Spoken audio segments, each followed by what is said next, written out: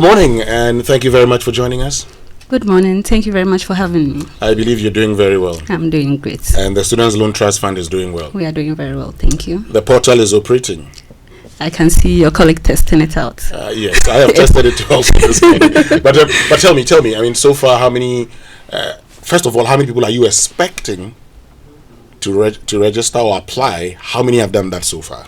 Okay, so the tentative numbers we got for first year admissions into public tertiary institutions was about 150,000. Okay. As at this morning, about 76,000 had accessed our portal, and 55,637 people had completed applications at the time I stepped into the studio. Okay. For purposes of clarification, Yes, please. when you say public tertiary institutions, Yes, help us please. understand. Okay. What constitutes public tertiary institution for the no fee stress policy? Thank you very much.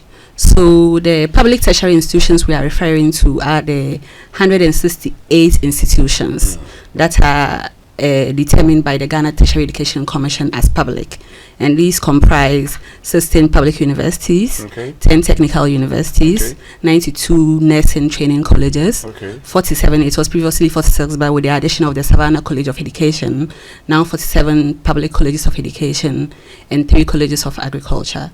So we have 168 public tertiary institutions. So what is the objective of the no free stress policy? What has it set out to do, and how are you going to do it? So the no fee stress policy is to alleviate hardships for those seeking to access higher education. We are sitting in this studio today, and I sit as the steward of the Students' Loan Trust Fund because I had access to education. So the John Dramani Mahama government, in thinking about ways in which it wanted to enhance access to education, of course identified issues of financing as one of the biggest challenges. So it set out to create a policy to alleviate these hardships, and the no fee stress policy was calibrated as one of those that they thought could help. And it's a series of policies. No fee stress, when we say no fee stress, it's actually an umbrella policy. It has several subcomponents to it, including the no academic fee policy, which is what we are discussing right now. And then it also has the free tertiary for disability or disabled persons. And then it also has what we call the Student Loan Plus initiative. So it has several sub-policies, all determined or all targeted towards alleviating financial hardships for students. So there's a disability student loan plus, and then the no free academic fee policy. We'll go for a quick break. Yes, when we please. return, we want you to break it down. Yes, please. What each of those sub policies are going to do, what each of them will address, and how you're going to do that right here on the show for us. I'll be happy to. Welcome back. This is the Super Morning Show. My name is Kojo Akoto Boateng. I'm here with Winston Amor. Yeah. And we have Hajia Sajida Shiraz, who is Chief Executive Officer of the Students' Loan Trust Fund, joining us this morning to have a conversation about the no fee stress policy. But of course, we'd also be talking, and that policy itself consists of free fees for persons with disability, free first year fees, and we're also told that you can actually have access to student loan. Of course, that's what the Loan Trust Fund is all about. In the years we're advocating a Students' Loan Trust Fund in those years. So these are the things under that particular policy, and she's been taking us through the everything numbers that you need to do. Yeah. So this year, the projected number is 150,000 students. Yes, that's the number that we have been given as those that were admitted into public tertiary institutions. I know KN Yes, University please. did about 38,000 students for matriculation. University of Ghana did over 15,000. So all the universities have those numbers. Yes, please. Now, you have 500 million Ghana cedis to spend for the first years for the 2024-2025 academic year. Yeah. But you 499.6 million. Yeah, if I dash you 2,000 cedis, you get to 500. For purposes of analysis, 500 million. It makes it very easy. For accounting purposes, We can if the easily 2,000 is missing, they will come give you for a me. 2,000 cedis. Yes, I mean, I can agree for accounting purposes. If the 2,000 is missing, you'll be made to pay. Yes, please. Yes. Yeah. And out of this 150 expected, you've been able to register about 50,000. 55,000. So I'm trying to use round of the numbers to make the conversation easy. You launched a platform in April, and this is to give grants to students and parents, but you have only 30% or 35% of the expected number registering. What could be the problem? I honestly don't think we are doing too badly. The portal was launched on the 29th of April. That's less than a month. And then the numbers we have are just organic registrations. We haven't amped up PR yet. This week we intend to embark on registration drives. Most schools were even on break within the period, so the informations may not have filtered down as possible. So I honestly think we are not doing very badly for just organic registrations and driven by PR. We've not advertised it. And the way we intend to implement this is that we don't expect that we would wait for all 150,000 to apply before we start implementation. I sent out a press statement last week that said that we're prepared to start reimbursements from next month. The way our implementation is, we are taking the applications because we intend to reimburse, and then of course we need to take the banking information to facilitate that. But alongside that, we also have another portal that we call the tertiary institutions portal. And the public institutions, we've engaged them, and then we've trained their staff, nominated 2 member staff from each public tertiary institution, and they are concurrently uploading the data of admitted students. So after taking the applications, we're also validating. Of course, I saw you applying, you are not a first-year student. So the thought is that anybody can go on our portal and apply, but how do you validate their studentship? It is to cross-reference it against data you receive from schools. So in real time, we are also validating. I mean, wouldn't it have been better to, for instance, before you go, you know that, okay, so this person has admission. So yes, once please. he clicks in his admission number, he quickly would bring his details, and then he goes ahead, instead of having to do this, and then later on you're now getting the list from the university? Yeah, that's another way to have gone about it, but then there were logistical issues with it.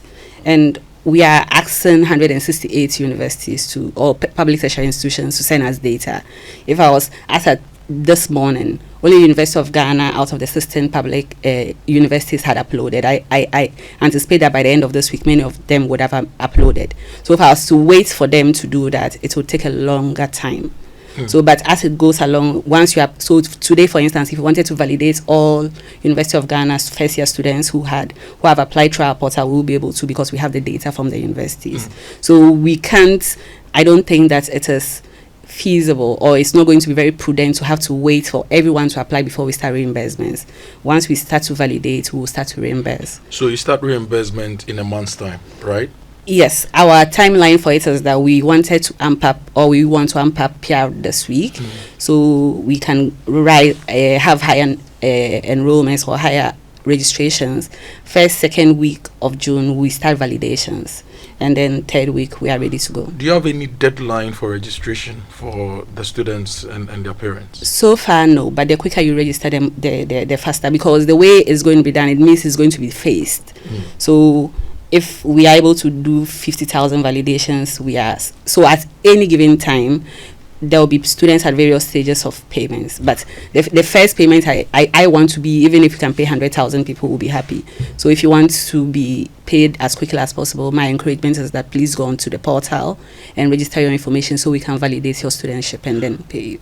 We are talking to the Chief Executive Officer of the Students Loan Trust Fund, Hajia Dr. Sajida Shiraz, and we are basically talking about funding tertiary education in the country. Her agency is the one implementing the no free stress policy, the Students Loan Plus policy, and the free education for persons with disability. And we are trying to understand what they are trying to do so far and where they are. So far, over 70,000 students have accessed the portal. About 50,000, a little over 50,000 have been able to read. The targets, based on the data from the schools, 168 schools, is to pay school fees for 150,000 students. So 35% have registered and will be reimbursed. We have about 70% who have still not registered, and we are trying to understand how everything is going to go. Now, you mentioned that reimbursements are going to begin very soon. How are you going to do it? Are you going to pay these into the accounts of the students, or you're going to pay this forward to the universities for their second year school fees? Okay, so for this academic year, we are paying directly to students. In the lead up to this decision, we engaged all the stakeholders. We talked to Vice Chancellors Ghana, we talked to the principals of colleges of education, we talked to Vice Chancellors of technical universities and some other civil society actors. Parents? We spoke to, we at this level of education, we believe that the students have agency, so we engage the National Union of Ghana students. Most of our constituents are adults, so we dealt with them directly through their elected leaders, and then the determination was made that it would be better to reimburse the students directly, because a lot of them have already paid their fees. There are some in school now who haven't paid their fees, and the schools gave them a little grace because of the government's promise to reimburse, which is one of the reasons the reimbursements are determined to be necessary. So we are going to pay the monies directly to the students, and to facilitate that, if you go through our portal, we've identified the Ghana Commercial Bank as a disbursement medium. We spoke to many financing institutions and disbursement partners, and then we determined that GCB had a wider reach, and they also had the accounts they were making available to students were e-accounts, so that without even stepping into a banking hall, they can access or transfer their monies from their accounts. So our system is integrated with a GCB account creation mechanism, so that if you don't have an existing GCB account, in real time, within 5 minutes, you would have gone through our registration and then the creation of an account for disbursement. Winston, I tried to open an account and check if I could apply. Yeah. And the first phase, so I went to the Students Loan Trust Fund office, clicked on no fee stress, and the portal opened. The first phase, I had to enter my Ghana card number and take a photo. Yeah. I entered my Ghana card number, and it's telling me that I do not qualify because my data has not been uploaded in the system. So I think that's one security feature that's going to help us to prevent people from just cheating the system and getting money that is not due them. But earlier you were talking about some budgetary issues and raising some concerns about how we are funding this and how we came about the 500 million to fund this. Exactly, Hajia. So 500 million, 499.8 million. Yes, sir. For 150,000. How much have we budgeted for each student? Okay, I'm treading a fine line here because some issues may be above my pay grade. We are an implementing agency. We get policy direction from the Ministry of Education. I know that data was taken from the Ghana Tertiary Education Commission, and based on those projections, the allocated amount of 499.8 million was allocated towards reimbursements. Of course, we are going about our business so that there'll be an audit trail, and then however whichever amount we end up using as reimbursements, the public would be able to assess that. But I am also part of a technical committee that is trying to determine, based on data from each institution, how much we are reimbursing to students. It's not done yet, so it will be preemptive for me to share that information. But however, for purposes of planning, yes, please. If you're giving 499.8 million to 150,000 students, yes, please, you have a fair idea how much you're giving each student. Yeah. So that is what I want to know. In reaching that amount, what fair idea were you giving? On the average, would say each student is entitled to this amount on the average, before we get into all other. Okay. So again, I'm careful. I'm wondering what I can share and what I can't share, because feel free. Well, feeling free may cost me my job. Oh no, it wouldn't cost you. I know. I'm just we can. It's quick math actually. 499.8 million divided by 150,000. 3,333 average. I know that some amounts may have been allocated towards operationals, and I think that the projected amounts would have been around 2,000 something per head. Okay. But again, in looking at the data, we have done that across institutions. We see that some would be on the higher end of it. Some would be 3,005. Some would be 2,000. Some would be 1,008. Again, there's been some controversy about academic user fee and what we mean when we say that, and even across institutions it's operationalized differently. Yeah. So some people have gone on to school, they've checked the fee schedules for schools and have put out information that their academic facility user fee is just 400 cedis. That means that all this noise is just for that. I assure you that the technical committee is looking, because the spirit of the policy, the intention behind this was to alleviate hardship. Yeah. So if somebody is paying 3,000 fees, just because it's billed academic facility user fee and it's 400 cedis, you don't justify the policy by just paying for that. Okay. I think the explanation was given even prior to the taking over of the government, that it was admission. During the vetting, the Minister of Education said admission fee. What we checked is that now admission fee is all that you have to pay at the beginning of that year, academic year. So it includes everything. So that's what the policy takes care of. Is that not the case? I have maybe before you answer, maybe Wednesday, I can go through an admission letter of a first year student at the University of Mines and Technology. Now, this student was offered a 4-year program in BSc Information Systems and Technology. And the admission is offered for the 2024-2025 academic year and cannot be deferred. Now, the offer is based on the information you've provided, which indicates that you have satisfied so all those things are there. Now, the school says you have to pay the following non-refundable fees to cover your tuition, which is AFUF, the academic facility user fee, and accommodation, residential facility user fee for the year. For academic facility user fees, it is 3,690.20.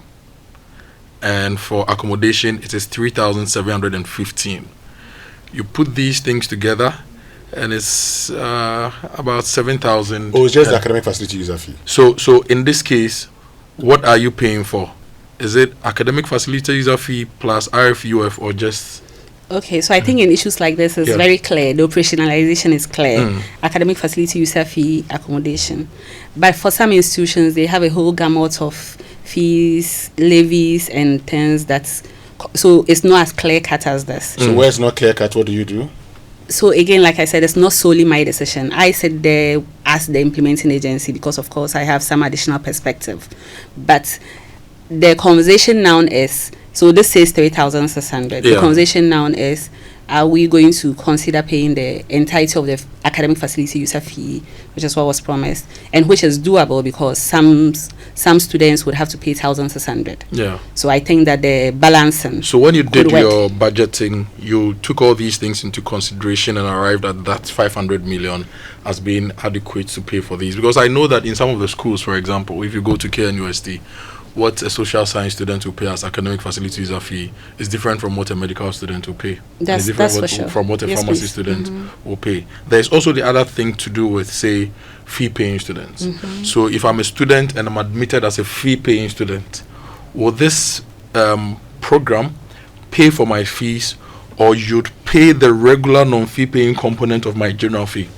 So again, SLTF is the implementing agency. We take policy direction from the Ministry of Education, which of course is the representative is the government's ministry in charge of education.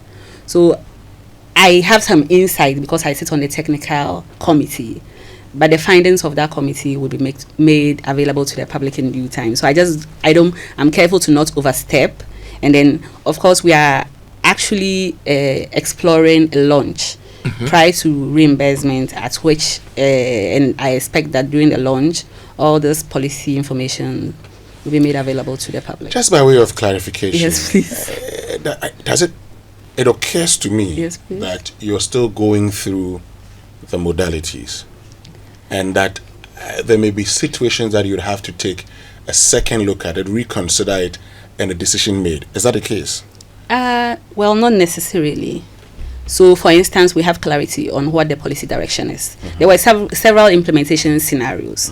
For instance, the policy could have started for the 2025-2026 academic year, but the president, in his thoughts that he wanted to extend the grace to students, even though most of the students, even some were even admitted prior to the NDC government taking power, and also because he was aware of some students in school still unable to pay their fees, decided to make the policy take retroactive effects. So we know, for instance, that rather than credit schools, we are reimbursing. There are amounts to be determined. is dependent on a lot of data. So it's not like a flat rate fee. That we are looking at 150,000 students. Is that a flat number? 150,000. 150,000. There's some lesson on it. Go ahead. So we are looking at more than 150,000 students across 168 institutions. So even the institutions are a lot. And within institutions, you have basic and applied sciences, you have humanities, you have so many other courses. And within those programs, there are differentials. So if I gave you a number, it wouldn't be an adequate representation of how much we are given, because we are dealing with so many programs. Exactly, and that's why, and that's why I ask this question, because you may have a figure you're dealing with. Yes, please. Now, while dealing with that figure also, you make the point that there's a possibility somebody may pay less. Yeah. But there's also the possibility somebody may pay extremely higher, say 4,600, 4,500, 4,000.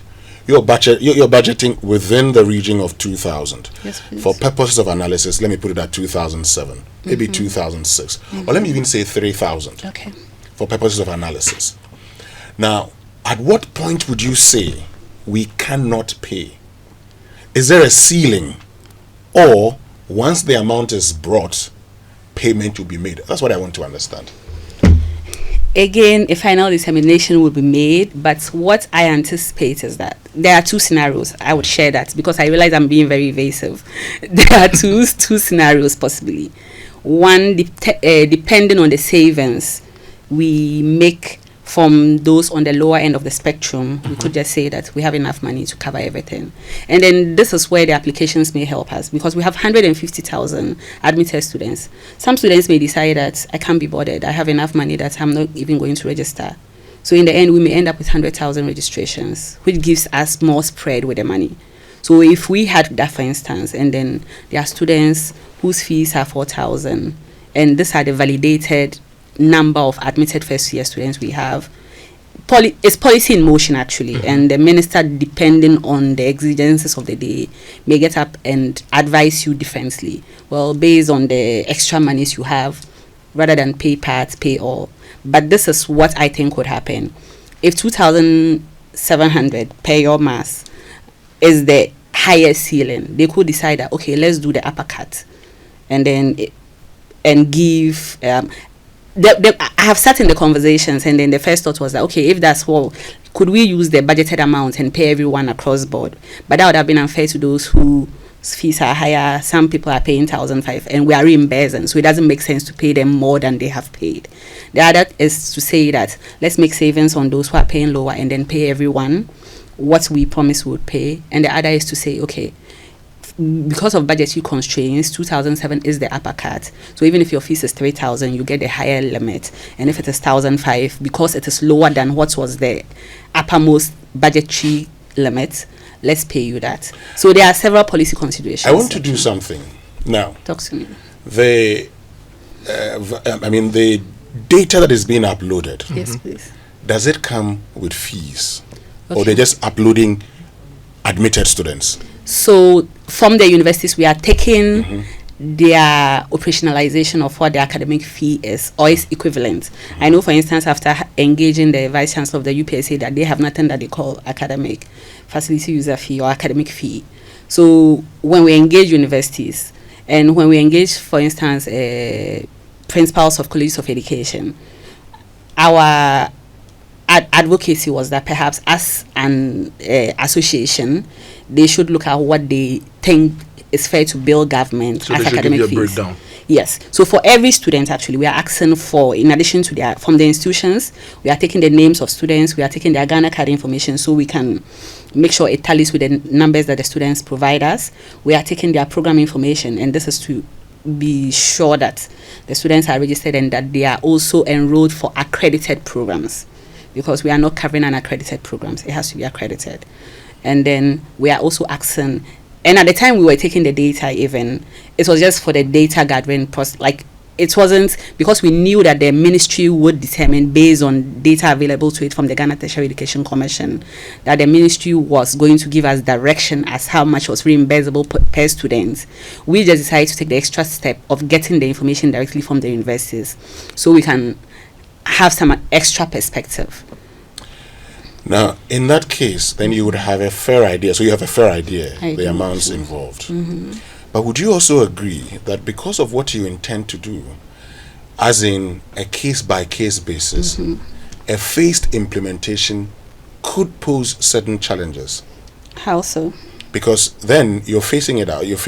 So what if you implement at one point, and then subsequently you have people coming in with funds that may be beyond what you expect? Okay. You get the point? I get what you're saying. Yeah. I think that I was just trying to pull out data that I think that would be fine. And I say this trusting in the government's commitment to doing right by its promises. And if the government has allocated 499.8 million towards the implementation of this, if we do have funding shortfalls, I am assured that the John Mahama government would find ways to bridge that funding gap. You say if there are funding shortfalls, you believe? I trust so. You Yes, trust please. so. Super Morning Show on Joy 99.7 FM.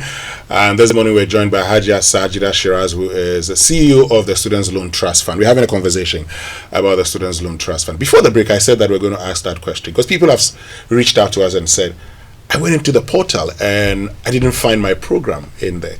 What's happening? How come certain programs are not there?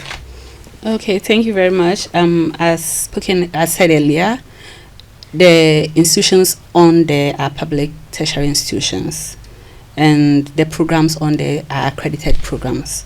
So you may be a student of an accredited tertiary institution, but if your program is not accredited, you're unlikely to find that. And we draw that data directly from the Ghana Tertiary Education Commission. So if you are absolutely convinced that you are pursuing an accredited program and you don't have that on the list, I'll be happy to have my officers address that promptly. But as far as I know, the only reason you would not find your program on the portal is if it is not accredited. Or is it that the schools have not uploaded all the information? Because this admission letter I read earlier for UMAT with a school fees of 3,690.20, the person was offered BSc Information Systems and Technology, which is an accredited program, because we've done our checks. Okay. But the person is unable to register because the program is not on the portal. So we get our data for accredited programs from the Ghana Tertiary Education Commission. Again, because I don't know about the details of the program, I won't be able to speak to specifics. But I'll be happy to cross-check with my officers. What I know is that for every institution, we have, and this is what we typically do for even our student loans. You go through some application process, and then the one of the metrics for determining if you qualify for a loan is accreditation. And we had a conversation with GTech, and now they even put us in copy for every new accreditations. So I think that we are fairly certain that all the data we have for accredited programs are up to date. But again, human error happens. So if a student is absolutely convinced, we'll be happy to check with GTech and have that uploaded. I should also say that this is for diploma. The cutoff is we are doing for diploma and degree programs. Okay. So I know, for instance, for some nursing institutions, they are doing certificate programs. So you may be a student, a first year student, but then your program is certificate and not diploma. Our policy direction is to process reimbursements for diploma and degree students. So the only reason why at this moment you would not find your program on it is if it is not on our list for reimbursable or for programs that qualify for reimbursements. I'm looking at the cash flow statement for the Students' Loan Trust Fund for the year ended 31st December 2020. And one line interests me. Transfers received from Ministry of Education for teacher trainee allowances, 108 million. That was 2023. In 2024, it was 116 million. Now, with the no fee stress policy, teacher trainees are going to also benefit, so their school fees are going to be paid. Will you continue giving them the trainee allowances, or now, since their fees are being paid, they're also expected to apply for the regular student loans like any other tertiary student? So about a month ago, we paid the outstanding student or teacher training allowances for about 65,000 teacher trainees across 46 public colleges of education at the time. And as far as I know, the directive is still to continue. Whether SLTF would still be the implementing agency is something up for discussion, because I heard the president say that he's considering having controller paid directly to students monthly. So as far as I know, there's nothing I've heard that suggests so far that teacher training allowances would be cancelled. And I see how that makes sense, even though it looks like double grants, which I'm sure was your concern when you brought it up.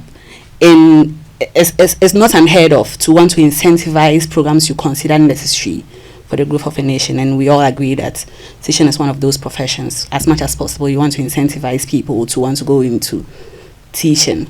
So if the government thinks that a way to do that is to, in addition to paying first year students to access tertiary education as teachers, and then in addition to that, it wants to incentivize them with allowances, I think that what we should be looking at is trying to see how we can find the money to make that sustainable. Okay, let's talk about persons with disabilities. Yes, sir. The government has elected to pay their school fees. Is it for just the first year, or you are paying their fees for the full duration of their courses? And how much of their fees, the quantum, are you going to cover if it's for the first year or for the full duration?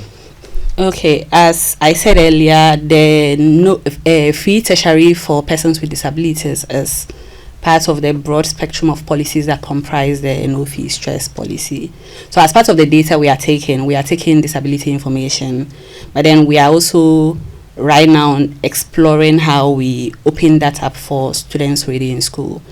The implementation of this policy, however, would be multi-institutional, or it will span several agencies, because it's a social protection program. For instance, Ministry of Gender would have some level of interest, and previously the scholarship secretariat offered some scholarships for persons with disabilities. So I know that the ministry is bringing us together. We've started some conversations on how to implement it seamlessly. So what we are doing right now is rolling it out in increments, starting from the no academic fee policy. So what I have better clarity on right now is the no academic fee policy. I can share that the no disability fee policy is going through the policy conversations now. So we don't know whether it's covering the full duration of their studies. Oh, it is supposed to cover. It is covering the full duration of their studies. So a person with disabilities registered in your system is going to be covered throughout. Yes, and unlike the no academic fee policy, where we are determining some fee to cover and others not to, I understand that one would be more holistic. It will cover some other fees. I also have a concern to do with ghost names. Okay. Even though I've tried the portal, and the first level of security does not allow me to go further. We know in this country there are a lot of digital things we've done, and still ghost names have appeared within the system. What checks and balances have you put in place as a Students' Loan Trust Fund to ensure that at all costs every cedi goes to a deserving recipient?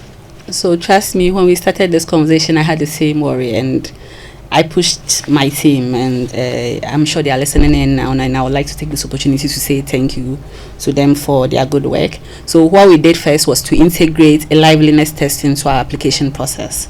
So our system is integrated with the NIA system, such that once you enter your Ghana card details, you can do an instant liveliness test and verify your Ghanaianness and your eligibility. So your data is then pulled from the NIA servers, and then it populates our information pages. So the only other information you may need to type in necessarily would be the institutional information. And then subsequently, like I said, we have an application process. We could have just taken the applications and said anyone who goes onto our portal is a first-year student. Okay. But we're also taking the data directly from the institutions, and then we are validating.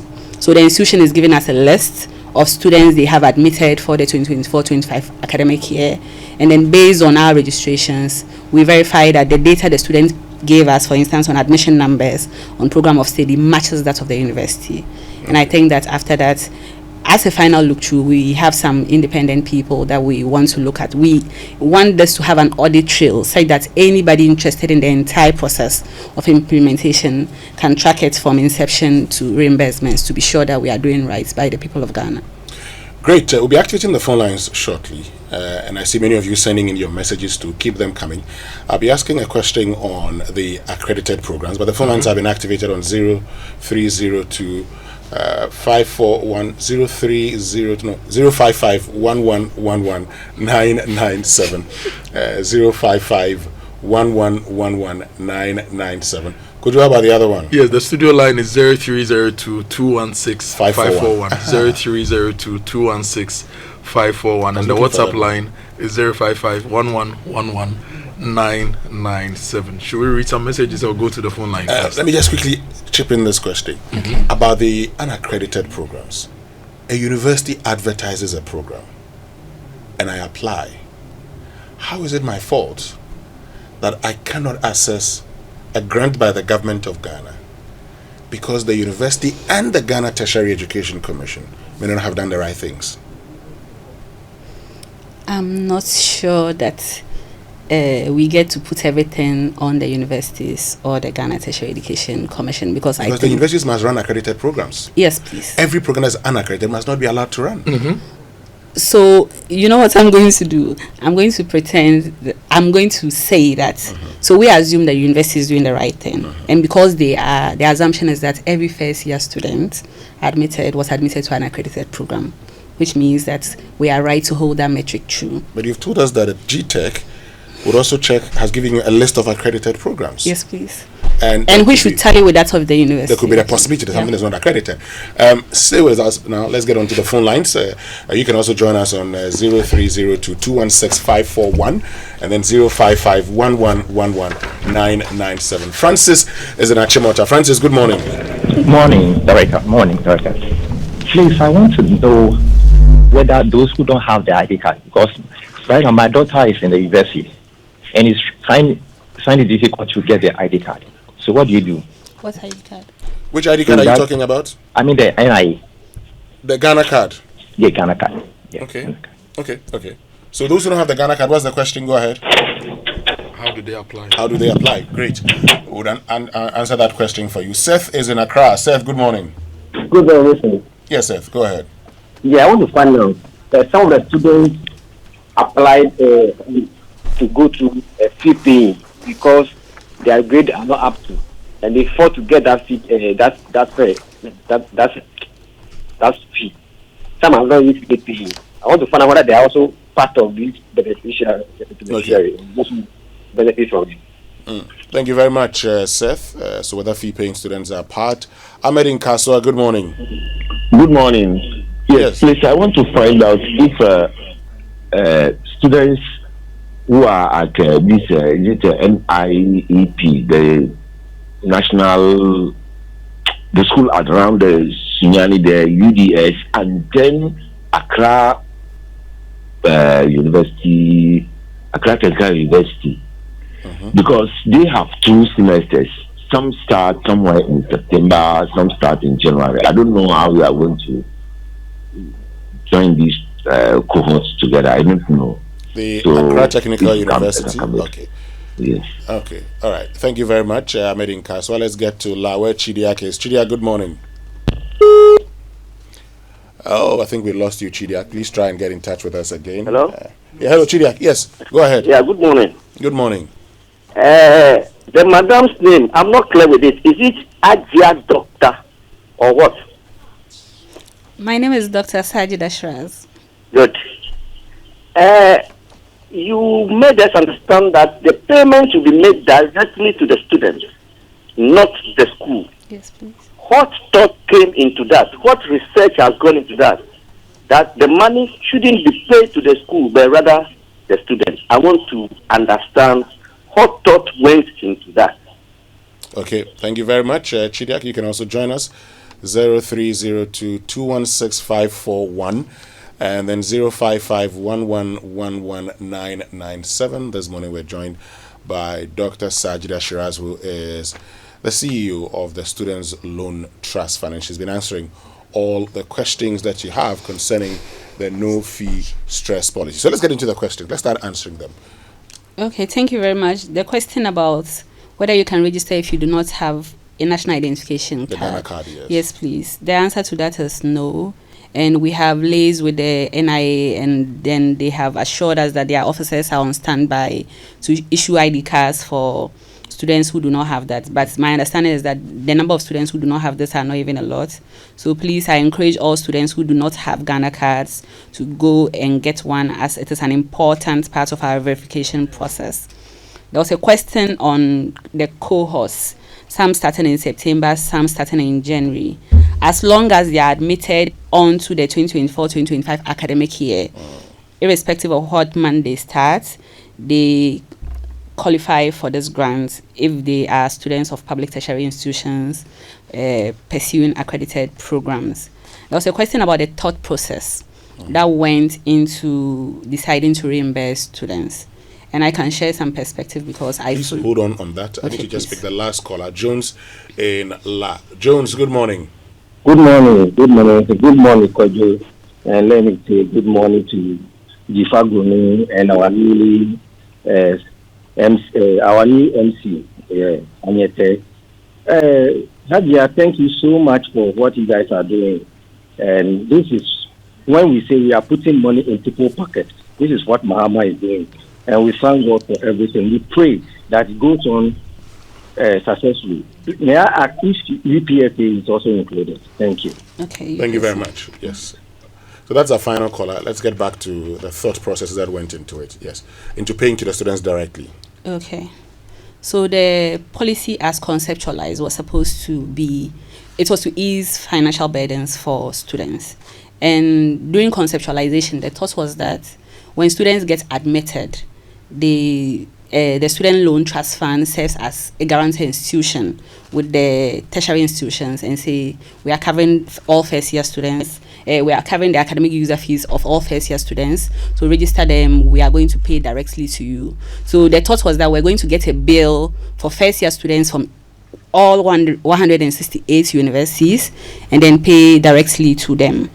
But then when we decided to do the implementation for the 2024-2025 academic year, we realized that about 70% of students had paid their fees already to students, with about 30% based on our interactions or our engagements with student leaders and with institutions not paying their fees.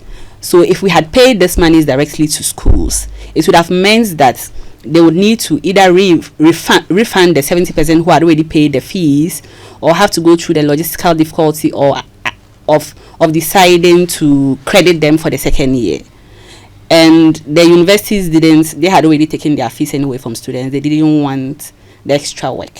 So the thought was that reimburse them, and then for this year, we take our monies from the students who haven't yet paid their fees. But the future trajectory of the policy is something that this is the piloting. We'll take lessons from it, would improve, and then through our process of continuous learning, we hope that after the implementation, of course, I'll come back and I'm sure you subject me to the grilling of what could have been better. And then based on that and that learning, we can have a conversation on how much more seamlessly we can implement it for the future. Okay, so there's a question about whether UPSA is part. Oh, UPSA is part, that's covered. Okay, and how about those who are fee paying? So the fee paying, again, is a policy conversation that has been had. That, again, it has rich finality, but I can't share that because it's not mine to share. The conversation, I know it is whether to give them coverage. So, for instance, if somebody is doing political science but a regular student, and we are doing political science fee paying, will the equitable thing to do will it be to give the coverage that you give to a regular student? So as part of our data taking anyway, we have asked students to provide information for whether they are regular or fee paying students. But when the policy determination is made, we would convey that to the public before reimbursement. Somebody asked a question that if you've been asked to go and read medicine, yes, please. Their fees very high. Very. What happens to them? Do you take care of that? Of course, there are going to be equitable considerations in determining how much each student gets. And subjects like, or courses like medicine, are courses that I know that the government has investment in promoting. So as much as possible, ease financial burden on students. I know that the consideration will be given for giving additional coverage to courses like that. You'll be prepared to absorb all the fees? Not all. The determination when it is made for what qualifies as academic fees, then the coverage will be given for that. This but one says it will be higher. Okay, my son has applied via the portal. He went to GCB to open the account generated on the portal. Is that all he needs to do, or there's some other process? Okay. So GCB, in our conversations with them, if you want a fully functional bank account, you can decide to walk into GCB and have it activated so you can have other services. But if it is just for the purposes of reimbursements, a link or an e-link would be sent to you, and through that you would have access to your money when it is sent into your account, and you can transfer it onto a Momo wallet if that's what you want to do.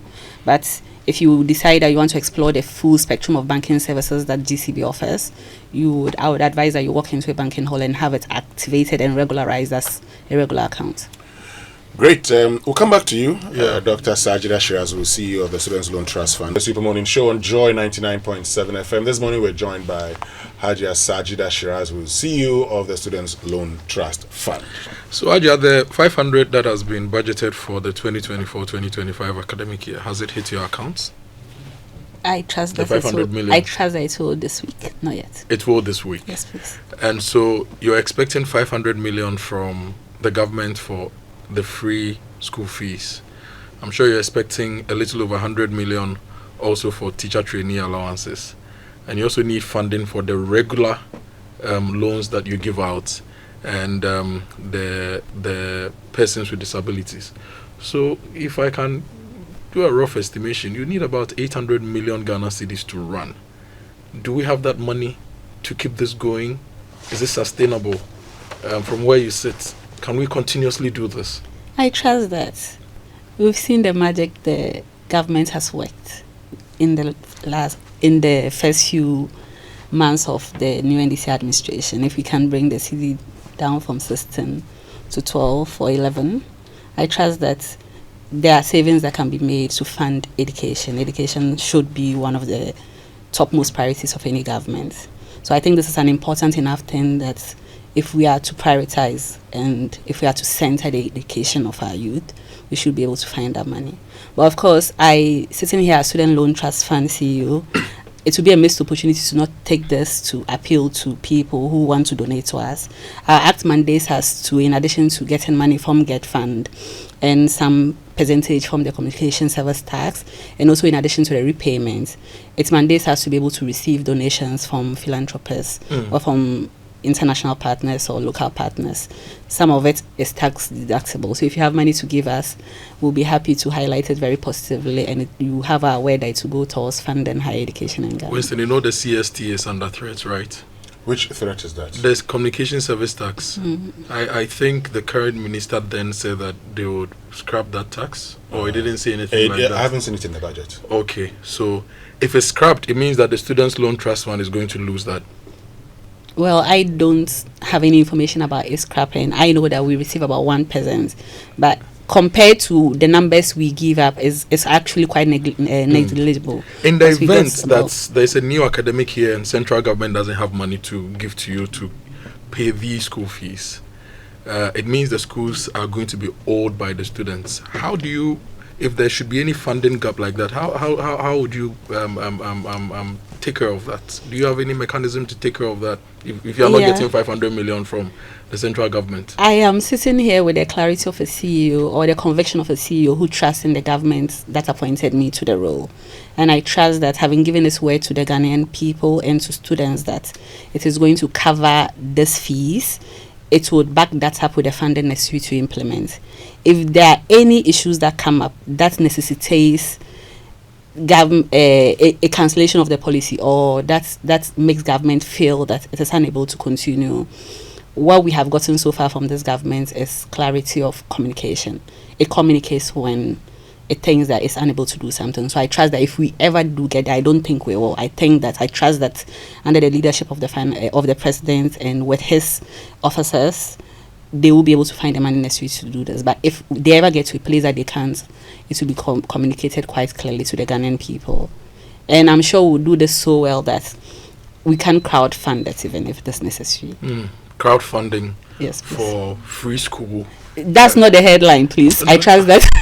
No. I've done crowdfunding before for yes, rice production and all those things, so I know the possibilities. So that's why when you mention crowdfunding, I'm just saying that they are very for free university fees. There are novel funding options available, Yeah. and you have to do it well enough that people are convinced about the necessity of the policy.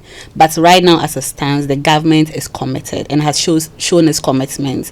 And before my coming into Student Loan Trust Fund, I think that now that I'm here with a platform as big as yours, I should address some of the issues that we had. 3 years before my coming in, Student Loan Trust Fund was not doing too well. For 3 years consecutively, we approved students for loans that we're unable to give them monies for. And I think that because of that, the Student Loan Trust Fund even suffered some reputational issues. What we have done since I've come in has been to be very intentional about the loan disbursements. And as at the time I sit here, we have cleared almost all first semester. I say almost because in real time, some people are still applying. First semester disbursements for loans, we have cleared that, and we are prepared to roll over for second semester disbursements.